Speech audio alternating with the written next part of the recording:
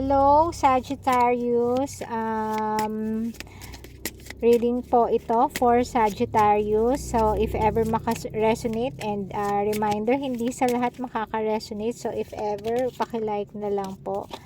Ito, Rise, Sagittarius. Ayan. Light in the unexpected. Okay. And Rise. Bakit kaya? So, silipin natin ang current energy ni Sagittarius. Hanged Man. Anong nangyari kay Sagittarius? King of Cups. In love si Sagittarius. And feeling hopeless si Sagittarius. Ayan, Nine of Wands. Nasaktan ka, very defensive ka kasi nasaktan ka sa past mo, nagmahal ka pero parang iniwan ka sa ere. Yan ang nakikita ko dito sa reading na to. And clarify natin, Sagittarius. Ayan, no. Parang na-depress ka, nagkasakit ka kasi heartbroken ka, binrake ka sa pinaniniwalaan mong perfect match sa'yo. Ayan, Page of Pentacles. Ngayon,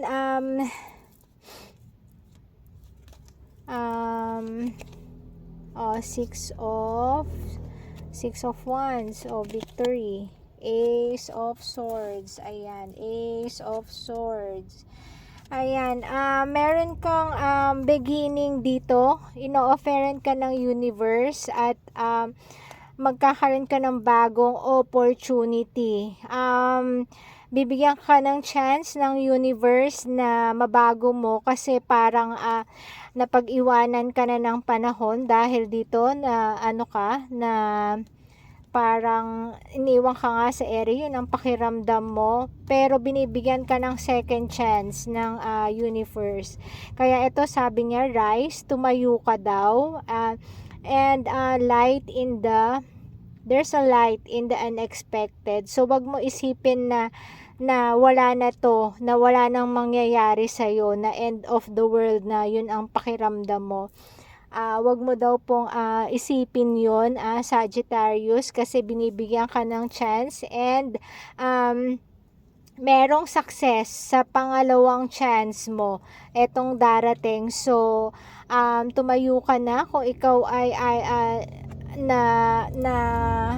nakahiga pa sa iyong parang iniisip mo na deathbed mo yun, katapusan mo na.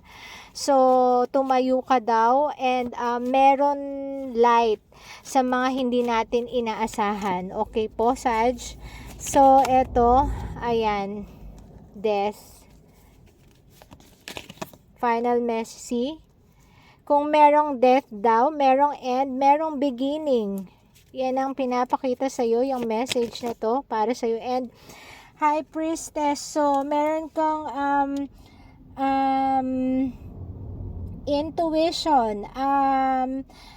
Kailangan maging fair ka daw sa sarili mo.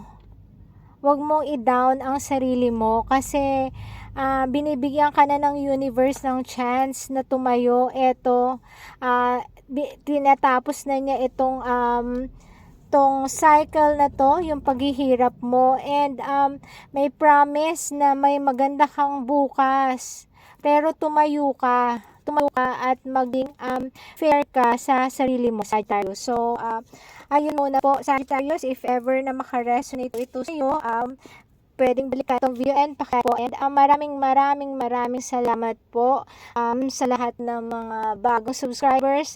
Naiiyak ako actually nung nakita ko yung mga bagong subscribers and mga nag-comments and likes. Maraming salamat po sa inyo and God bless po sa ating lahat po.